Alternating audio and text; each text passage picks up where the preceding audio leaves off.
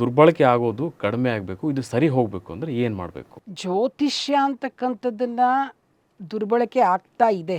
ಜ್ಯೋತಿಷ್ಯ ದುರ್ಬಳಕೆ ಆಗ್ತಾ ಇದೆ. ನೋಡಿ, ಇನ್ನೊಂದು ಸಲ ಹೇಳ್ತೀನಿ ನಾನು, ಯಾಕೆಂದರೆ ನಾನು ಇಲ್ಲಿ ನೋಡ್ತಾ ಇರ್ತೀನಲ್ಲ, ಅದರಿಂದ ಹೇಳಿದೆ.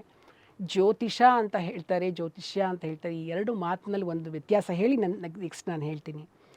ಜ್ಯೋತಿಷ ಕರೆಕ್ಟಾಗಿರೋ ವರ್ಡು, ಮಾತಿನಲ್ಲಿ ಅದನ್ನು ಜ್ಯೋತಿಷ್ಯ ಅಂತ ಹೇಳ್ತಾರೆ.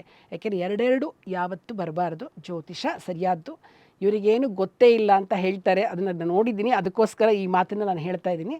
ಜ್ಯೋತಿಷ, ಇನ್ನೊಂದು ಜ್ಯೋತಿಷಾಸ್ತ್ರವನ್ನು ಪೂರ್ಣವಾಗಿ ಕಲಿತುಕೊಂಡು ಜ್ಯೋತಿಷ್ಯವನ್ನು ಹೇಳಿ, ಯಾವುದನ್ನೇ ಆಗಲಿ ಅರ್ಧಂಬರ್ಧಕ್ಕೆ ಹೇಳಬೇಡಿ. ಯಾಕೆ ಗೊತ್ತಾ? ಈಗ ನೋಡಿ, ವರಾಹ ಮಿಹಿರರದ್ದು ನೋಡಿ, ಪರಾಶರರದ್ದು ನೋಡಿ, ಆಮೇಲೆ ದೀಕ್ಷಿತರು, ಯಾರು ವೈದ್ಯನಾಥ ದೀಕ್ಷಿತರು ಜಾತಕ ದೀಪಿಕಾ ಇದೆ, ಎಷ್ಟು ಮಂತ್ರೇಶ್ವರನ್ ಫಲದೀಪಿಕಾ ಇದೆ. ಆ ಒಂದೊಂದೂ ನೀವು ನೋಡ್ತಾ ಇದ್ದಾಗ ಎಷ್ಟು ವಾಸ್ಟ್ ಸಬ್ಜೆಕ್ಟ್ ಅಂದರೆ, ಈ ಜನ್ಮದಲ್ಲೇ ನಾವು ಕಲಿತೀವೋ ಇಲ್ವೋ ಅನ್ನೋಷ್ಟು ದೊಡ್ಡದಾಗಿದೆ ನಮಗೆ ಜ್ಯೋತಿಷ್ಯ ಜ್ಞಾನ, ಅಷ್ಟು ದೊಡ್ಡದು.